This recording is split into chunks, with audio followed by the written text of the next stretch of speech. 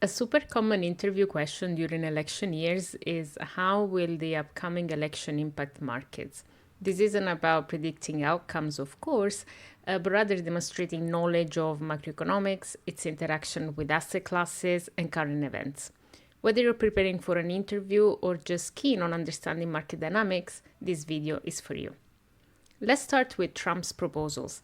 Key elements of his platform include lowering the corporate tax rate further to 15%, making individual tax cuts permanent, eliminating taxes on social security benefits. These tax cuts could potentially boost corporate profits and consumer spending, which might be positive for the stock market in the short term.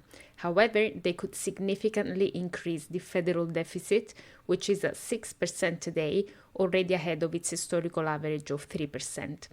Estimates suggest Trump's proposals could increase primary deficit by $5.8 trillion over the next 10 years. Trump has also proposed aggressive trade policies, including a 10% tariff on all imports and a 60% tariff on Chinese imports. These measures could disrupt global supply chains and potentially lead to retaliations from trading partners, increasing market volatility. In this scenario, you will want to avoid exposure to Chinese and European stocks given the close economic links between Europe and China, and overweight the US instead. All in all, Trump's policies are likely to result in higher inflation and hence higher treasury rates and a stronger dollar. In that scenario, you want to avoid being long duration. Harris's platform instead includes raising the corporate tax rate to 28%, increasing capital gain taxes for high-income earners, including an unrealized capital gains tax on people with a high net worth higher than $100 million, and expanding social programs and clean energy initiatives. These policies could potentially reduce corporate profits and investment returns, which might put downward pressure on stock prices. However, increased government spending on infrastructure and clean energy could benefit companies in those sectors.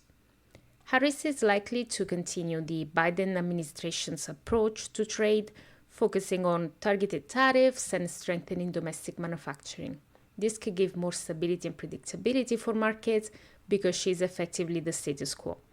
Her policies might be more benign for bond markets, as they could lead to a more modest increase in the federal deficit compared to Trump's proposals.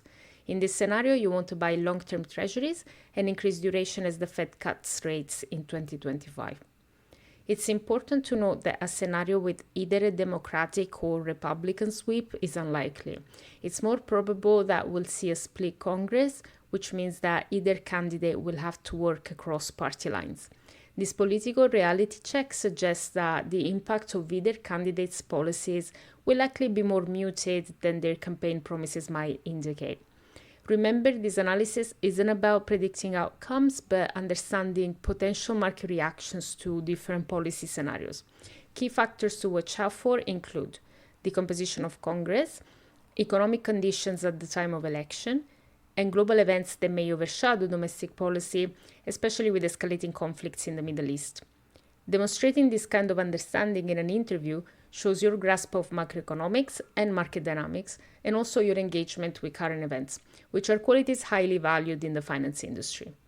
Thank you for watching. I hope this was useful. Don't forget to leave a like for the algorithm, and I'll see you next time.